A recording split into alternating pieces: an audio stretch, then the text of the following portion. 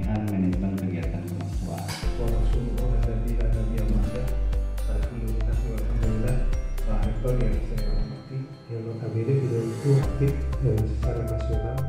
Ada Pak Silakan Pak. Terima kasih. Wallahul muwaffiq ila aqwamit thoriq. Wassalamualaikum warahmatullahi wabarakatuh. Salah satu yang kemudian tadi dimunculkan adalah masalah regulasi. Jadi ketetapan aturan supaya kita punya standar yang sama.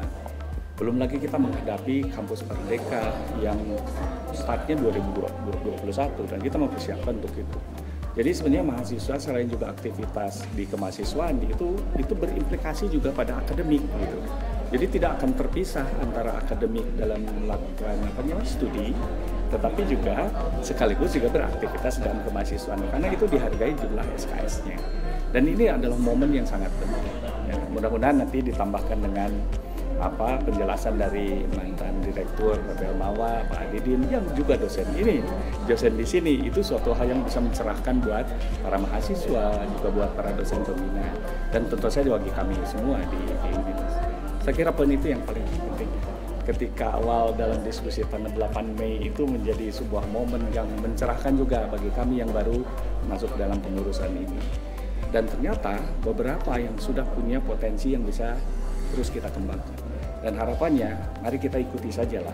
Kalau kemudian kita sepakat dengan OTK yang baru, kita sepakati bersama bentuknya seperti apa, aturannya seperti apa, lalu implementasinya seperti apa, termasuk SOP-nya dan sebagainya. Dan kita patuh pada kesepakatan itu.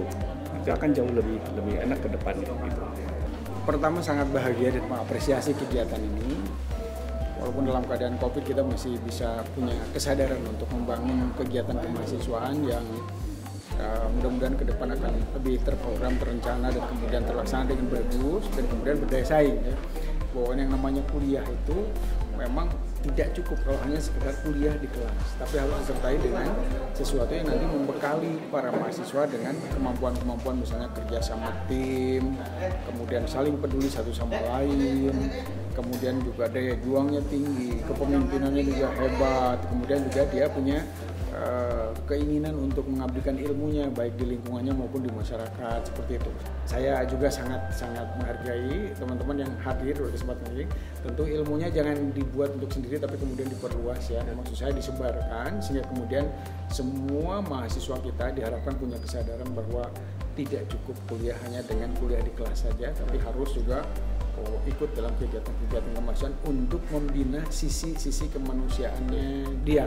Di samping juga memang dunia kerja sekarang menuntut itu, kerja sama tim, gitu, problem solver tadi disebut, kemampuan berkomunikasi, kemampuan berpikir kritis, yang gitu harus ditumbuhkan. Itu harus bukan hanya di kelas tapi juga di kegiatan lain. Ya, gitu. Mudah-mudahan semuanya sukses lah ya.